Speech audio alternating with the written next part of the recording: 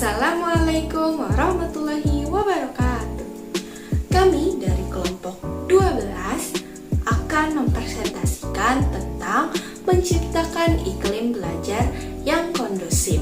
Sebelum memulainya, izinkan kami untuk memperkenalkan diri terlebih dahulu. Perkenalkan, nama saya Debbie Septiani, NIM 1901192. Dan rekan saya. Assalamualaikum warahmatullahi wabarakatuh. Perkenalkan, nama saya Den Ajeng Khulukia, NIM 1900239. Sebelumnya, izin memperkenalkan diri, nama saya Nada Devinu Hayati dengan NIM 1905419. Assalamualaikum warahmatullahi wabarakatuh. Perkenalkan, nama saya Rofiko, NIM 1909262.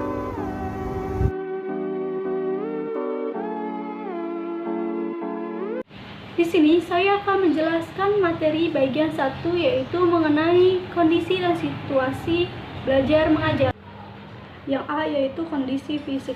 Lingkungan fisik tempat belajar mempunyai pengaruh penting terhadap hasil pembelajaran siswa.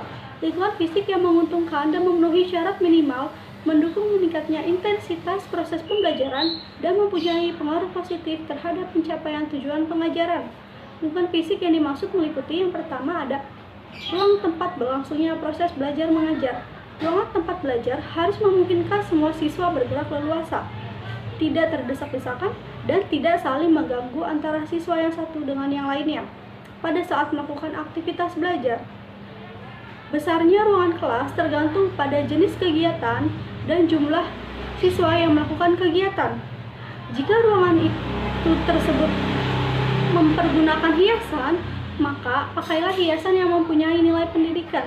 Contoh ruangan tempat berlangsungnya proses belajar mengajar yaitu pertama ada ruang kelas, lalu ada ruang laboratorium maupun ruang aula. Lalu yang kedua yaitu ada pengaturan tempat duduk. Dalam pengaturan tempat duduk, yang penting adalah memungkinkan terjadinya tatap muka. Dengan demikian, guru dapat mengontrol tingkah laku siswa. Pengaturan tempat duduk akan mempengaruhi kelancaran proses belajar mengajar. Lalu yang ketiga ada ventilasi dan pengaturan cahaya. Suhu, ventilasi, dan penerangan adalah aset penting untuk terciptanya suasana belajar yang nyaman. Oleh karena itu, ventilasi harus cukup dan menjamin kesehatan siswanya.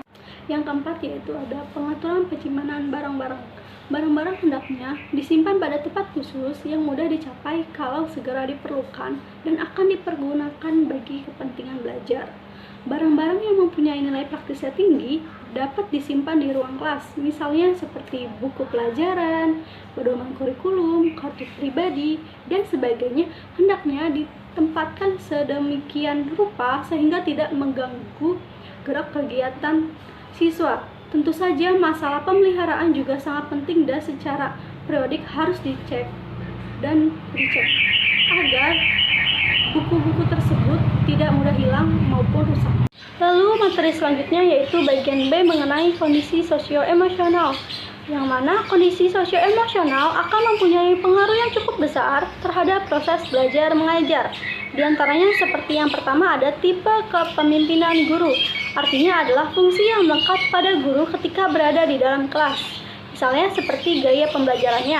Apakah gaya pembelajarannya bersifat otoriter yang mana segala sesuatunya diatur dan diarahkan oleh guru tersebut, sehingga siswa tidak diberikan kesempatan untuk terlibat di dalamnya. Ataukah guru tersebut bersifat demokrasi yang mana terjadinya proses timbal balik antara guru maupun siswanya dengan perannya masing-masing. Lalu yang kedua ada sikap guru, yaitu sikap yang diperlihatkan guru pada saat mengajar di kelas ataupun di luar kelas. Ini akan mempengaruhi mood anak. Maka dari itu, guru dituntut untuk menarik di depan kelas dan selalu memberikan contoh yang baik agar bisa digugu dan ditiru oleh siswanya. Lalu yang ketiga ada pembinaan hubungan baik. Pembinaan hubungan baik antara guru dengan siswa harus dibangun, bahkan memungkinkan untuk membangun hubungan kekeluargaan atau kekerabatan yang membuat para siswanya merasa nyaman berada di dekat gurunya. materi selanjutnya yaitu bagian C mengenai kondisi organisasional. Kegiatan rutin secara organisasional dilakukan baik tingkat kelas maupun tingkat sekolah yang akan mencegah timbulnya masalah dalam pengelolaan kelas. Misalnya seperti pada pergantian pembelajaran. Ketika terjadi pergantian dalam pembelajaran harus disikapi oleh guru karena dalam proses ini ada waktu jeda atau kekosongan yang memungkinkan terjadinya interaksi yang tidak diharapkan dari siswa dengan siswa lainnya. Maka dari itu, guru tidak perlu terburu-buru untuk mengakhiri kelas. Jika guru selanjutnya sudah ada, maka akhirilah pembelajaran. Sedangkan jika guru tersebut belum ada, maka isilah waktu kekosongan tersebut dengan kegiatan yang bermanfaat bagi siswanya. Lalu yang kedua ada guru berhalangan hadir. Guru yang berhalangan hadir akan menyebabkan terjadinya kekosongan dalam proses pembelajaran. Untuk menghindari terjadinya keributan atau perilaku-perilaku yang tidak diharapkan dari siswa, misalnya seperti berlarian ke sana kemari, mengganggu kelas lain, dan menimbulkan kerusakan pada fasilitas kelas, maka dari itu, guru piket harus paham apa yang terjadi dan mempersiapkan diri untuk menutup ketidakhadiran tersebut. Maka dari itu, guru piket yang akan menggantikan guru kelas jika guru tersebut berhalangan hadir. Lalu yang ketiga ada masalah antar siswa. Masalah antar siswa biasanya terjadi karena kondisi emosional yang tidak terkendali dan tidak terorganisasikan oleh guru. Guru harus memahami karakteristik dan potensi guru sehingga dapat dipahami keseluruhan perilaku masing-masing dan menekankan munculnya konflik diantaranya. Lalu yang keempat ada upacara bendera. Pada saat upacara bendera, siswa harus diorganisasikan berdasarkan tingkatan kelas sehingga mereka dapat tertib mengikuti kegiatan upacara bendera. Lalu yang kelima ada kegiatan lain, misalnya seperti kesehatan dan kehadiran siswa. Penyampaian informasi dari sekolah kepada guru dan siswa, peraturan sekolah yang baru, kegiatan rekreasi dan sosial. Materi selanjutnya yaitu bagian D mengenai kondisi administrasi teknik. Kondisi administrasi teknik akan turut mempengaruhi manajemen pembelajaran di kelas. Misalnya seperti daftar presensi, kerapihan, kebersihan, dan keteraturan daftar presensi akan memberikan dukungan terhadap proses pembelajaran yang dilakukan. Dukungan dari sisi keteraturan dalam presensi akan memberikan efek psikologis terhadap siswa karena terjadinya keadilan di dalam kelas. Lalu yang kedua ada ruang bimbingan siswa. Ruang bimbingan siswa diarahkan untuk memberikan bantuan pada siswa yang secara emosional memiliki masalah. Hal terpenting dari ruangan bimbingan ini adalah bagaimana ruangan tersebut nyaman dan tidak menimbulkan ketakutan ketika harus berhubungan dengan guru yang ada di sana. Lalu yang ketiga ada tempat baca. Tempat baca merupakan bagian terpenting dari fasilitas karena fasilitas ini memberikan kesempatan bagi siswanya untuk berinteraksi dengan siswa yang lain, bahkan dengan fasilitas dan guru. Lalu yang keempat ada tempat sampah. Tempat sampah yang bersih ditempatkan di tempat yang tepat dan tidak mengganggu kegiatan proses pembelajaran maupun tidak mengganggu siswa dalam bermain, sehingga akan memberikan dukungan terhadap pencapaian tujuan pembelajaran di kelas. Bau sampah yang berserakan di mana-mana akan menimbulkan bau yang tidak sedap atau dapat berakibat buruk pada kondisi sosio-emosional dan fisik bagi siswa. Lalu yang kelima ada catatan pribadi. Catatan pribadi adalah alat berinteraksi guru dengan siswanya. Perlakuan-perlakuan khusus yang dibutuhkan untuk masing-masing siswa dapat dilihat dari catatan-catatan tentang siswa. Baik, selanjutnya ada faktor-faktor yang mempengaruhi belajar siswa. Menurut Syah pada tahun 1999 menyatakan bahwa faktor-faktor yang mempengaruhi belajar siswa ada 3, yaitu yang pertama, faktor internal siswa. Faktor internal siswa meliputi aspek psikologis, kondisi umum jasmani dan tonus tegangan otot yang menandai tingkat kebugaran organ tubuh dan sendi-sendinya dapat mempengaruhi semangat dan intensitas siswa dalam mengikuti pelajaran. Kondisi organ-organ khusus siswa, tingkat indera pendengaran dan indera penglihatan, sangat mempengaruhi kemampuan siswa dalam menyerap informasi dan pengetahuan khususnya yang disajikan di kelas. Selanjutnya ada aspek psikologis, yaitu inteligensi siswa. Inteligensi pada umumnya dapat diartikan sebagai kemampuan psikofisik untuk mereaksi rangsangan atau menyesuaikan diri dengan lingkungan yang tepat. Sebagai seorang guru yang profesional harus mampu membaca kondisi inteligensi anak didiknya agar tidak terjadi kesenjangan dalam belajar. Anak yang cerdas juga tidak terhalang oleh temannya yang lamban dalam berpikir. Selanjutnya ada sikap siswa. Sikap adalah gejala internal yang berdimensi afektif berupa kecenderungan untuk mereaksi atau merespon dengan cara relatif tetap terhadap objek, orang, barang, dan sebagainya, baik secara positif maupun negatif. Untuk mengantisipasi sikap negatif siswa, guru dituntut untuk terlebih dahulu menunjukkan sikap positif terhadap dirinya sendiri, terhadap mata pelajaran yang menjadi tugasnya. Dengan meyakini manfaat bidang studi tertentu, siswa akan merasa membutuhkannya, dan dari perasaan butuh itulah diharapkan munculnya sikap positif terhadap bidang studi tersebut sekaligus terhadap guru yang mengajarkannya. Selanjutnya ada bakat siswa. Secara umum, bakat siswa adalah kemampuan potensial yang dimiliki seseorang untuk mencapai keberhasilan pada masa yang akan datang. Setiap pembelajaran tentu memiliki kekhasan tertentu yang berbeda dengan pembelajaran lain. Oleh karena itu, dalam belajar, seseorang pembelajar haruslah mengembangkan kekhasannya yang dimiliki.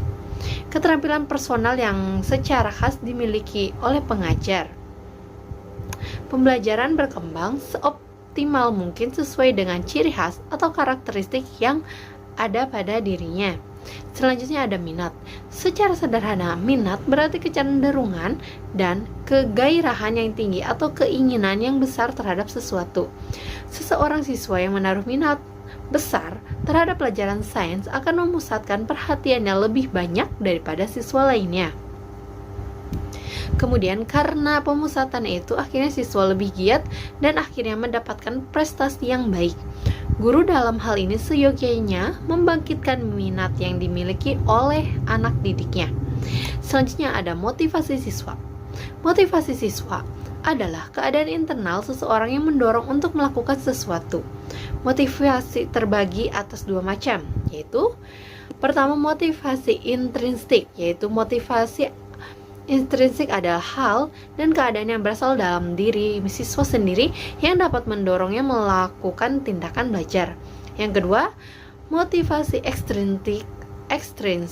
Motivasi ekstrinsik adalah hal yang datang dari luar individu. Siswa juga mendorongnya untuk melakukan kegiatan belajar. Yang kedua adalah faktor eksternal siswa, yaitu kondisi lingkungan di sekitar siswa. Misalnya lingkungan sosial, yaitu ada keluarga, guru, masyarakat, teman. Selanjutnya ada lingkungan non-sosial seperti di rumah, sekolah, alam, dan sebagainya. Dan yang terakhir ada faktor pendekatan belajar, yakni jenis upaya belajar siswa yang meliputi strategi dan metode yang digunakan siswa untuk melakukan kegiatan pembelajaran materi-materi pelajaran. Menurut Soemanto, tahun 1998 menggolongkan faktor-faktor yang mempengaruhi belajar menjadi 3 macam juga, yaitu faktor-faktor stimuli belajar, meliputi panjangnya bahan belajar, kesulitan bahan pelajaran, berartinya bahan pelajaran, berat ringannya tugas, dan suasana lingkungan eksternal. Yang kedua, faktor-faktor metode belajar, meliputi kegiatan berlatih atau praktek, overlearning dan drill, resitasi selama belajar, pengenalan tentang hasil-hasil belajar, belajar dengan keseluruhan bagian, penggunaan modalitas indera, penggunaan dalam belajar, bimbingan dalam belajar, dan yang terakhir kondisi-kondisi insentif. Yang ketiga adalah faktor-faktor individual, meliputi kematangan, faktor usia kronologis, faktor perbedaan jenis kelamin, pengalaman sebelumnya, kapasitas mental, kondisi kesehatan jasmani, kondisi kesehatan rohani, dan motivasi. Yang ketiga yaitu penciptaan iklim belajar. Selanjutnya, pengertian iklim belajar menurut Tarmidi tahun 2006, iklim belajar yaitu merupakan kondisi, pengaruh, dan rangsangan dari luar yang meliputi pengaruh fisik, sosial, dan intelektual yang mempengaruhi peserta didik. Maka, penciptaan iklim belajar siswa yang kondusif merupakan suasana yang sangat mendukung untuk terlaksananya proses belajar mengajar yang baik, sehingga memunculkan sikap belajar yang baik pula pada diri siswa. Keras atau tidaknya usaha belajar siswa tergantung pada besar tidaknya penciptaan iklim belajar yang kondusif. Untuk itu, penciptaan iklim belajar haruslah kondusif karena penciptaan iklim belajar bertujuan agar siswa menjadi sadar dan siswa harus mencapai tujuan pembelajarannya. Kemudian, pengertian menciptakan iklim belajar. Menurut ahli Muhtadi tahun 2005, iklim belajar siswa akan memberi peluang mencapai hasil belajar yang optimal dalam menciptakan iklim belajar yang kondusif di ruang kelas dibandingkan dengan suasana belajar yang kaku dan disiplin yang ketat dengan otoritas dari seorang guru pada proses pembelajaran di kelas berlangsung. Adapun indikator iklim belajar siswa adalah sebagai berikut. Yang pertama yaitu terciptanya kondisi atau iklim belajar yang kondusif. Di dalamnya ada tertib, berdisiplin, dan bergairah. Yang kedua yaitu menyenangkan dan mengasyikkan. Di dalamnya ada bersikap ramah dan membiasakan diri selalu tersenyum. Yang ketiga yaitu iklim belajar yang mendorong kegiatan pembelajaran yang efektif. Iklim belajar yang dapat mendorong siswa dalam kegiatan proses pembelajaran yang efektif adalah sebagai berikut. Yang pertama yaitu menyenangkan, yang kedua mengasihkan, yang ketiga yaitu mencerdaskan, dan yang keempat memberi kebebasan. Selanjutnya, yang keempat yaitu menurut Carlon dan Edmund, menciptakan iklim belajar siswa yang positif di ruang kelas adalah sebagai berikut. Yang pertama yaitu bicaralah dengan sopan dan tenang. Kedua, berbagi informasi. Yang ketiga, gunakan pernyataan sesering mungkin. Dan yang keempat, menciptakan suatu perasaan komunitas. Sehingga dapat disimpulkan bahwa sebagai guru sudah menyadari apa yang sebaiknya dilakukan untuk menciptakan suasana yang baik dalam mengajar dan dapat mengantarkan siswa ke tujuan yang ingin dicapai dalam proses pembelajaran di kelas. Di sini tentu saja tugas guru berusaha menciptakan suasana belajar yang menggairahkan dan menyenangkan bagi semua siswa. Selanjutnya akan dilanjutkan oleh rekan saya. Ini saya akan membahas mengenai pengembangan komunikasi di dalam kelas. Pengertian komunikasi secara etimologis, kata komunikasi berasal dari bahasa Latin, yaitu communicare, yang artinya menyampaikan. Jadi komunikasi adalah suatu aktivitas penyampaian informasi, baik itu pesan, ide, gagasan, dari pihak satu ke pihak yang lainnya yang dilakukan secara langsung maupun tidak langsung.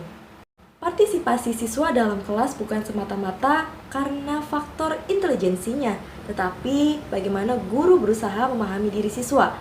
Peran guru sangat berpengaruh dalam membentuk partisipasi siswa dalam pembelajaran di dalam kelas.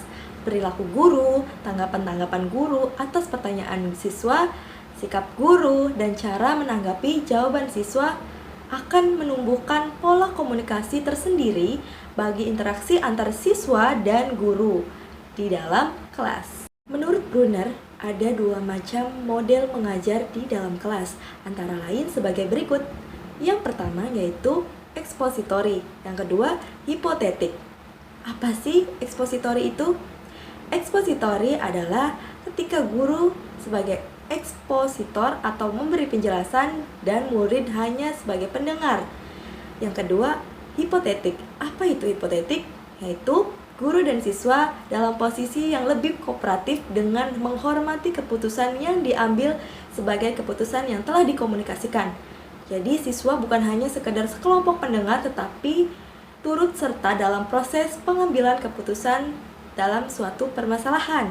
Komunikasi yang efektif antar guru dan siswa dapat menjadi jalan untuk memberikan kesempatan kepada siswa untuk mengembangkan pengetahuan awal yang dimilikinya, pengetahuan yang diperoleh di sekolah, dan menghubungkannya dengan pengetahuan sehari-hari.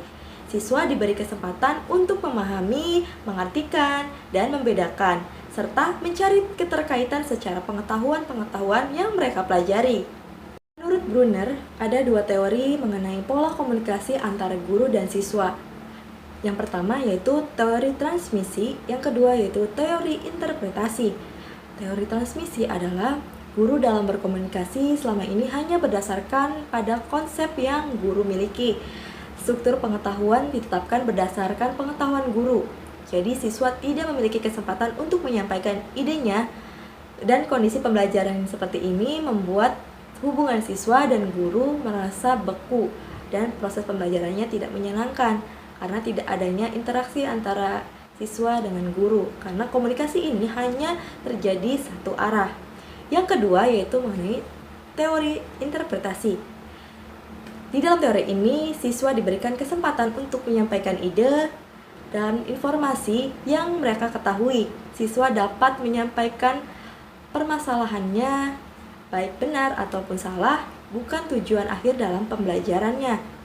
Siswa mempunyai kesempatan untuk menyampaikan berbagai pengetahuan, eksplisit dan implisit, mengembangkan pengetahuan yang sama dengan pokok bahasan yang dibicarakannya, serta mampu menghubungkan pengetahuan-pengetahuan yang mereka miliki.